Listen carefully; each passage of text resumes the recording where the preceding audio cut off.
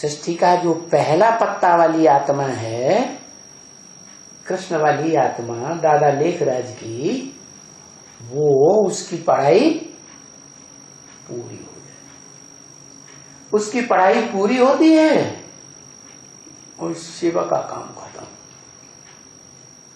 शिव अपने वानप्रस्थी होकर के वानप्रस्थी स्टेज में चले जाते हैं। जैसे जो वानप्रस्थी हो जाते हैं ना, सन्यासी नहीं हो जाते हैं। सन्यास तो बाद में आता है, चौथी अवस्था। लेकिन तीसरी अवस्था है वानप्रस्थी।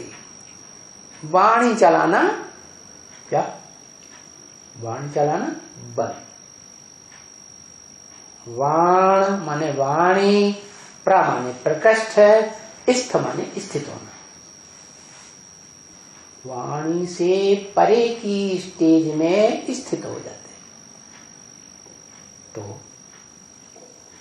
माना उस समय तक जो जगत पिता की आत्मा है वो परम धाम को उतार लेती है सृष्टि पर। तो शिव रहते तो हैं, क्या शिव का पार्ट है तो बाद में भी, लेकिन बोलते नहीं। भाषणबाजी करना, टीचर के रूप में भाषणबाजी खत्म। जिनका योग सफलीभूत हुआ होगा, योग पूरा नहीं होगा, याद पूरी नहीं होगी, 63 जन्म के पाप कटे हुए नहीं होंगे, तो मिल ही नहीं पाएंगे। सदगुरु जो है वो किसी के नाज नखरे देखने वाला नहीं है। तो राम वाली आत्मा जो सब धर्मों के विनाश का निमित्त बनती है, दुनिया के सब राजाइयों का विनाश करने के निमित्त बनती है और दुनिया में अपनी राजाई स्थापन करती है।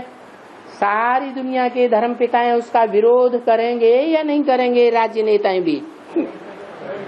तो उसे गुप्त रहना चाहिए या प्रत्यक्ष होना चाहिए? है गुप्त रहना जरूरी है। गुप्त रहेगा तभी गुप्त गुप्त में राजधानी स्थापन होगी। माला तैयार होने के लिए अंत तक बाप को गुप्त रहना है। जब माला तैयार हो जाए तो बच्चे प्रत्यक्ष हो गए। सन सोज फादर कहा जाता है, फादर सोज सन्स कहा जाता है। तो सर्वशक्तिवान कौन है? पहले। तो कौन किसको पहले प्रत्यक्ष करेगा? बाप ही बच्चों को प्रत्यक्ष करेगा। तो अगर खुद पहले प्रत्यक्ष हो जाए तो बच्चों को प्रत्यक्ष होने की संभावना रहेगी। इसलिए बाप अपने को गुप्त रखता है और बच्चों को पहले प्रत्यक्ष करता है। फिर बच्चे प्रत्यक्ष होकर के दुनिया में बाप को प्रत्यक्ष करते हैं। बाप गुप्त हो गए तो अयोध्यावासी क्या राम को भूल गए हैं? नहीं भूले। कृष्ण द्वारिका चले गए तो क्या गोप गोपियां कृष्ण को भूल गए? जिनका विश्वास पक्का होगा, जिन्होंने ज्ञान को पक्का उठाया होगा, चाहे दूर रहो चाहे पास रहो, नजरों में समाये रहते हो। ये सच्चे प्रेमियों का गायन है या झूठों का गायन है? तो प्रेमी कहाँ भी चला जाए, इस जन्म में मिले या न मिले, तो भी अंतमते सोगते हो जाएगा। क्यों? क्योंकि सृष्टि पर शिव बाबा सदा कायम है या किसी जन्म में कायम है, किसी जन्म में कायम नहीं है, सदा कायम है। नैया हिलेगी डुलेगी लेकिन डूबेगी नहीं। धीरज धर मनुआ धीरज धर। बाप हाथ देते हैं, घबराहट में ना आओ। आत्मिक स्थिति में स्थित रहने वाले अव्यक्त स्टेज को पकड़ने वाले बच्चे हैं, उनके लिए बोला है अव्यक्त वाणी में। अभी भी बोल दिया, इस साल भी बोल दिया, पिछले साल भी बोल दिया। बाप बच्चों से अलग नहीं रह सकता और बच्चे बाप से जुदाई का पर्दा डाल करके नहीं रह सकते।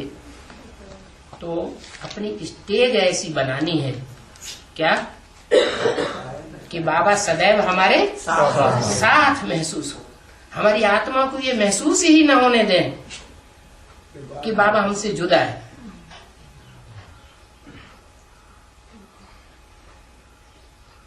आत्मीयता हमारी बढ़ती जाए बाप के प्रति।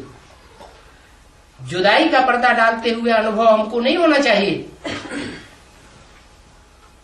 कि दूर हो गया। सर्विसेबल बच्चों के नजदीक होता है बाबा या दूर होता है? नजदीक होता है। बाबा कौन से बच्चों को याद करता है? सर्विसेबल बच्चों को याद करता है।